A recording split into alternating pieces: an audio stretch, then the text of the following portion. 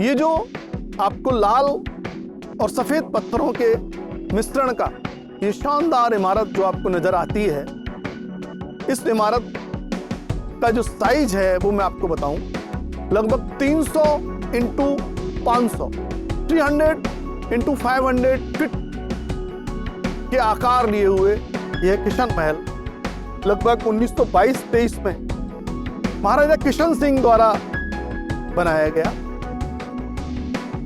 महल की प्रमुख विशेषता यह थी कि ब्रिटिश लीगेसी के हिसाब से इसका निर्माण कराया गया। इस महल में जब हम प्रवेश करते हैं तो मुख्य द्वार के साथ साथ एक कोर्टयार्ड गैलरी बनाई हुई है, जिसके दोनों तरफ सुविधायुक्त ऐसे कमरे हैं जिनमें ब्रिटिश कालीन बाथटब जिनमें मौजूद हैं, बहुत उम्दा प्रकार की कारीगरी से बनाए हुए फर्श, जो कहते हैं कि पानी में जो सीप और कौड़ियों के मिश्रण को पीस के बनाया गया फर्श। साथ ही आज के समय में जिस तरह से हम लोग वॉलपेपरों का निर्माण करते हैं और वॉलपेपरों को लगाते हैं, आप देखेंगे कि इस महल के अंदर वॉलपेपरों का जितनी खूबसूरती के साथ इस्तेमाल किया गया है, आज तक उन वॉलपेपरों का कुछ नहीं बिगड़ा है। महाराजा किशन सिंह द्वारा बनाया गया यह किशन महल लगभग 1922-23 में बनाया गया।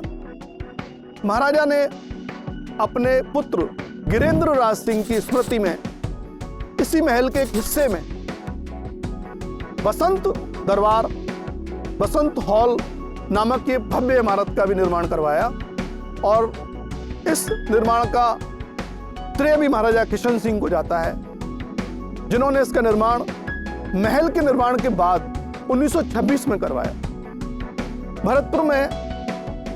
भरतपुर रिजाइनेस के द्वारा मुख्यतः 4 तरह के दरबार लगते थे। दरबार चाहे दशहरे पे लगाया जाता हो, चाहे बसंत पंचमी पे लगता हो, चाहे गणगौर में लगता हो, और चाहे नवरात्रि में लगता हो।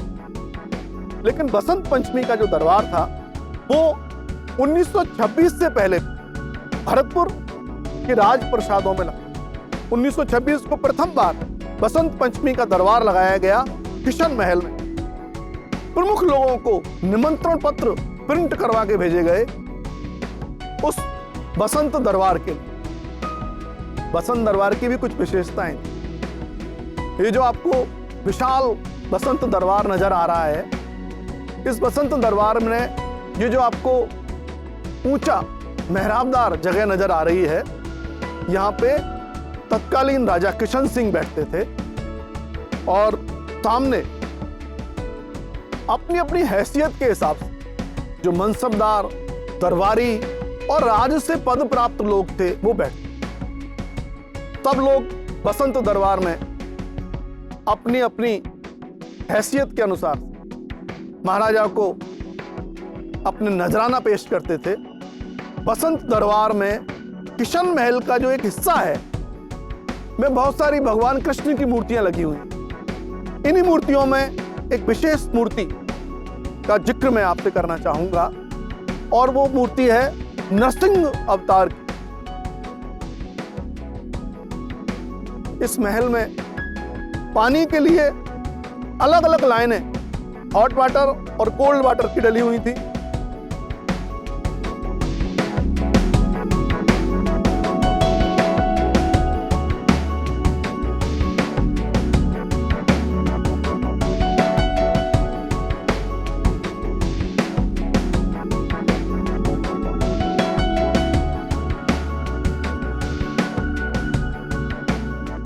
इसमें था उस समय का डीसी करंट, और डीसी करंट के से चलने वाले ये देखो आप पंखे आपको नजर आ रहे हैं। आज इनको लोगों ने क्षत विक्षत करने का में कोई कसर नहीं छोड़ी है, लेकिन अभी हैं, इनका रूप यहाँ आपको नजर आता है। ये डीसी पंखा है। प्रत्येक रूम में फायर के लिए पूरे के पूरे ब्लॉक्स बने हुए हैं।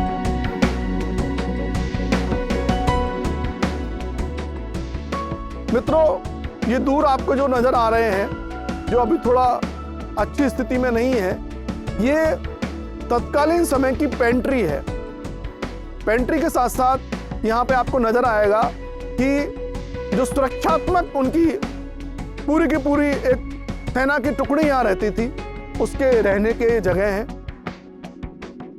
जब हम लोग सेकंड फ्लोर पे जाते हैं तो एक बहुत शानदार गलियारा, एक कोर्ट यार्ड बना हुआ है, जहाँ से कि आप महल में खड़े होकर पूरे बांध का और जो वाटर लॉगिंग एरियाज हैं उस विहंगम दृश्य का आनंद ले सकते हैं।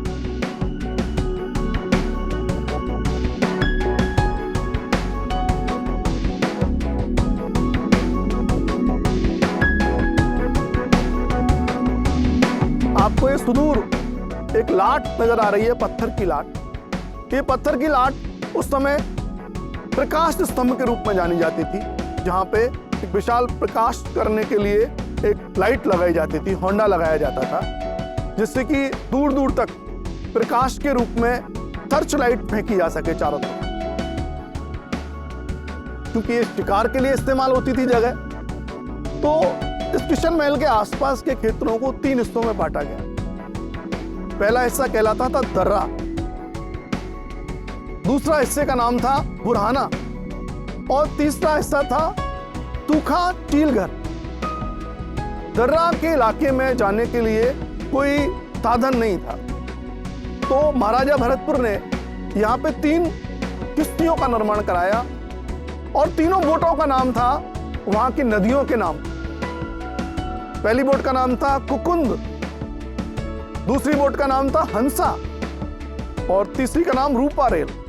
ये तीनों ही नदियां भरतपुर के रियासतकालीन समय में बहती थीं, पानी के साधन के रूप में इस्तेमाल होती थीं। ये तीनों बोट शिकार के लिए जाती थीं, दर्रा में, बुरहाना में और सूखा चीलघर में, जहां पे जो प्रसिद्ध मेहमान तो अनगिनत श्रेणियों में शिकार करने के लिए आए, लेकिन ईरान के शाह, अफगानिस्तान के शाह और भारत सरकार के जो ब्रिटिशकालीन लोग थे, उनके प्रोटोकॉल अधिकारी मुख्य तौर से किशन महल और शिकारगाह में शिकार करने आए। आपको ये जो ऊपर ही ऊपर 3 झंडे लगाने के पोल नजर आ रहे हैं, इनके बारे में एक पूरी की पूरी हिस्ट्री है। बीच का जो पोल था, इस पे भरतपुर का राज झंडा लगता था।